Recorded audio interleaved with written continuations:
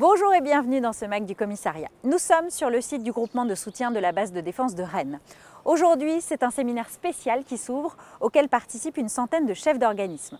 Nous en profiterons pour retrouver le commissaire général hors classe Philippe Jacob au cours d'une interview exclusive. Avant cela, je vous propose de revenir sur ce séminaire. Reportage. Le directeur central du commissariat des armées, Philippe Jacob, réunit l'ensemble des chefs d'organisme du service pour évoquer les perspectives à venir. 6 mois après sa nomination à la tête du commissariat des armées, il s'agit pour le directeur central d'un rendez-vous important qui permet à tous de se retrouver le temps d'une journée de travail et d'échange. Les différentes présentations et thématiques s'enchaînent pour présenter à tous les grandes actualités du service. En tant que directeur de la plateforme Commissariat Sud-Est à Lyon, je souhaite davantage ancrer le service dans les territoires en privilégiant dès 2022 les achats locaux auprès des PME. En tant que chef de groupement de soutien, pour 2022, 2 objectifs forts. D'abord, le soutien, toujours le soutien, un soutien de qualité qui apporte satisfaction aux soutenus, donc en étant complètement ancré au sein de nos armées. Et la deuxième chose, c'est travailler sur la qualité de vie au travail. Il nous faut des soutenants heureux pour pouvoir offrir aux soutenus un soutien de qualité.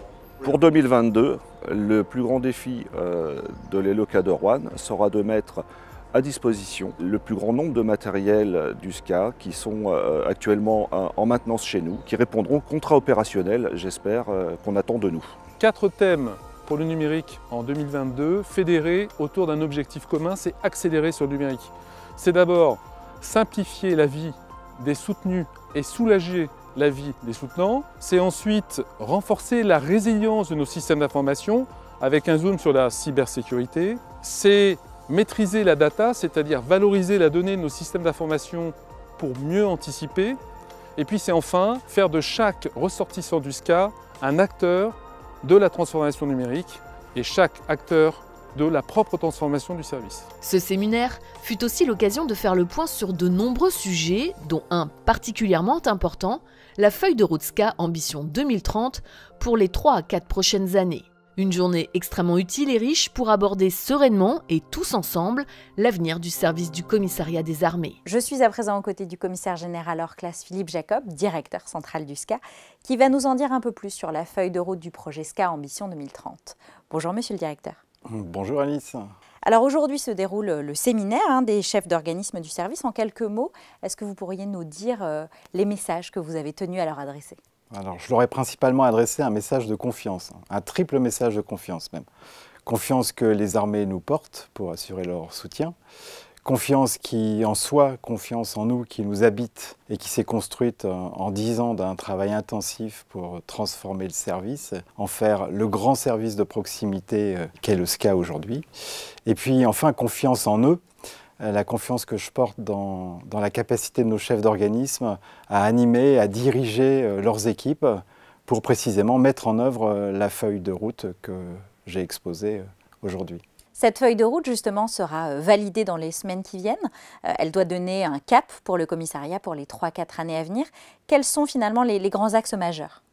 Alors l'objectif principal de la feuille de route, c'est de faire en sorte que le service prenne toute sa part dans l'ambition Armée 2030. Et pour ça, il y a 3 grands axes, très simplement. Le premier axe est plutôt opérationnel. Il s'agit de développer la capacité opérationnelle du service en intégrant l'hypothèse d'engagement majeur et la haute intensité. Concrètement, ça veut dire qu'on va devoir soutenir des armées qui vont s'entraîner davantage, plus fort. Ça veut dire également que nous allons nous-mêmes devoir augmenter notre préparation opérationnelle. Le deuxième axe, c'est un axe de modernisation et d'élargissement de l'offre de soutien pour mieux répondre encore aux besoins des soutenus.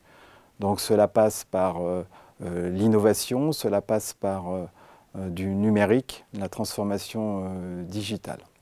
Et puis un dernier axe, enfin, plus tourné vers le personnel du service.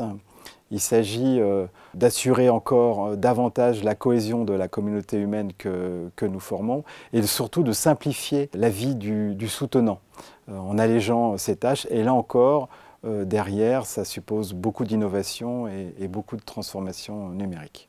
Ça fait un peu plus de 6 mois que vous avez été nommé directeur central. Comment vous pourriez finalement qualifier cette première période à la tête du service? J'ai souhaité aller à la rencontre des organismes, à la rencontre du personnel, et puis j'ai pu mesurer l'excellent état d'esprit qui anime le personnel au sein du SCA, l'ambition aussi de notre personnel pour faire du service un service encore plus performant, encore plus moderne, pour le meilleur soutien des forces. Et j'imagine que ça a pu affiner vos observations pour la feuille de route notamment. Voilà, ces quelques semaines, quelques mois m'ont permis de mûrir ma réflexion, d'orienter la feuille de route, à laquelle d'ailleurs j'ai tenu à associer le personnel, puisque dans la méthode, nous avons pratiqué 5 rencontres régionales qui ont été l'occasion de tester un peu nos premières idées et de faire réagir le personnel. Merci à vous, monsieur le directeur. Et merci à vous d'avoir suivi ce nouveau JT. Au nom de toute l'équipe du MAG, je tiens à vous souhaiter de joyeuses fêtes de fin d'année. Et comme d'habitude, portez-vous bien.